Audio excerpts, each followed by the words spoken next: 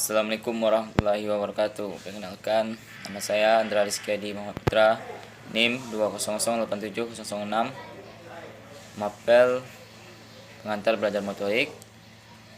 Baiklah, saya akan menjelaskan ciri-ciri umum dan khusus kemampuan fase belajar motorik level 3 dan struktur dasar gerakan dan implikasi dalam proses pembelajaran kemampuan fase belajar motorik level 3, yaitu tentang contohnya. Yang pertama, ciri-ciri umum dan khusus kemampuan fase belajar motorik level 3. Ciri umum, para fase belajar tingkat 3 ini kemampuannya cukup tinggi dalam mentransfer keterampilan motorik yang telah dikuasai. Contohnya yaitu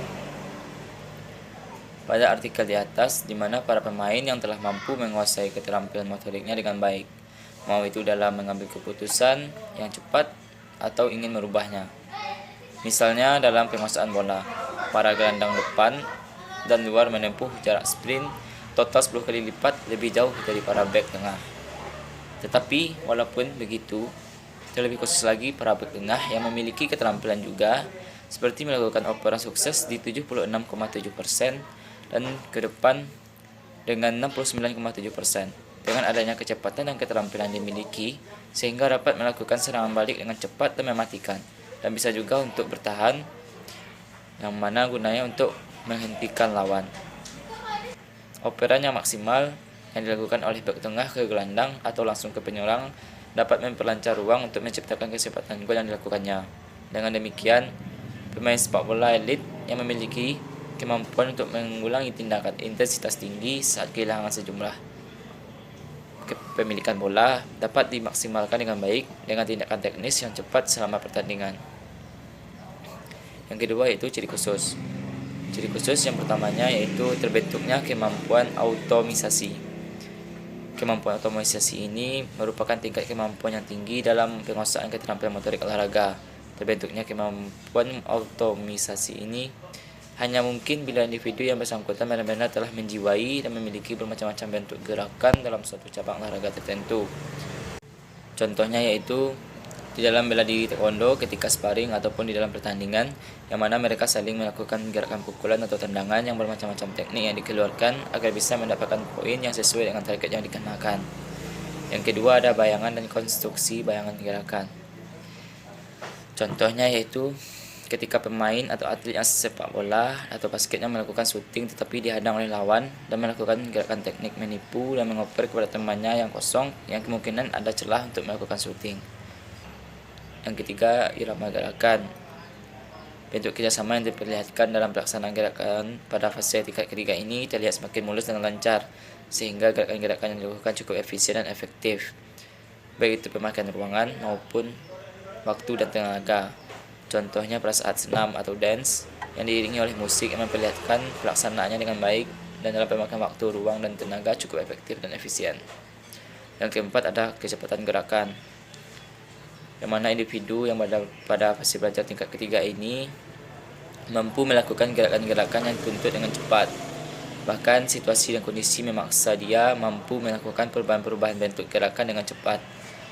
Suatu keistimewaan khusus yang dimiliki oleh individu yang berada pada fase belajar tingkat ketiga ini adalah kemampuannya untuk memanipulasi bentuk-bentuk gerakan.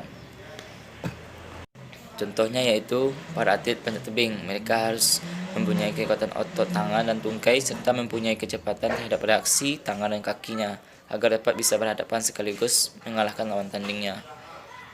Yang kedua ada struktur dasar gerakan dan implikasi dalam proses pembelajaran kemampuan fase belajar motorik level 3. Pertama, struktur dasar gerakan.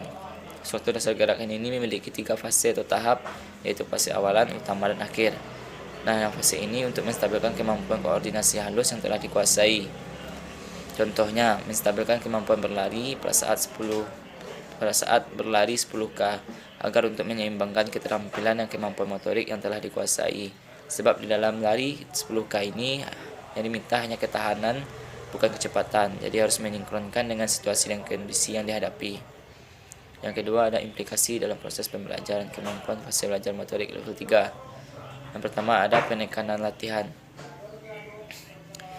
Penekanan latihan ini pada tingkat ketiga harus lebih diarahkan pada peningkatan kemampuan peserta didik yang bertujuan untuk meningkatkan kemampuan peserta didik untuk mendeteksi kesalahan-kesalahan gerakan yang terjadi pada pelaksanaan gerakan berlangsung. Contohnya ketika dalam latihan berenang gaya dada, yang mana para peserta didik harus mengetahui terlebih dahulu dan telah mempelajari gaya tersebut, dan juga akan mempraktekannya untuk melihat perkembangan kemampuan dari peserta didik tersebut, dengan tujuan untuk mendeteksi apakah masih ada kesalahan-kesalahan yang terjadi atau tidak. Yang kedua ada mental training. Misalnya memberikan latihan untuk membangun konstruksi-konstruksi gerakan atau menyusun program gerakan, atau latihan-latihan yang dapat mengarahkan peningkatan kemampuan peserta didik dalam mengambil keputusan secara tepat dan cepat untuk mengatasi berbagai situasi yang bermasalah. Nah, oleh karena itu, haruslah menjadi perhatian guru pendidikan jasmani akan memberikan latihan-latihan yang sesuai dengan karakter-karakter kemampuan yang dimiliki oleh setiap individu. Penyesuaian tingkat kesulitan materi pengajaran harus dengan kemampuan yang dimiliki oleh peserta didik. Materi yang disajikan dalam bentuk-bentuk latihan yang akan diberikan harus dapat merangsang kemampuan keterampilan motorik mereka untuk mengalami peningkatan kualitas kemampuan dan keterampilan motorik yang telah mereka kuasai. Baiklah, sekian dari saya, hanya itu yang dapat saya sampaikan. Jika ada kesalahan saya mohon maaf. Wabillahi taufiq wal hidayah. Wassalamualaikum warahmatullahi wabarakatuh.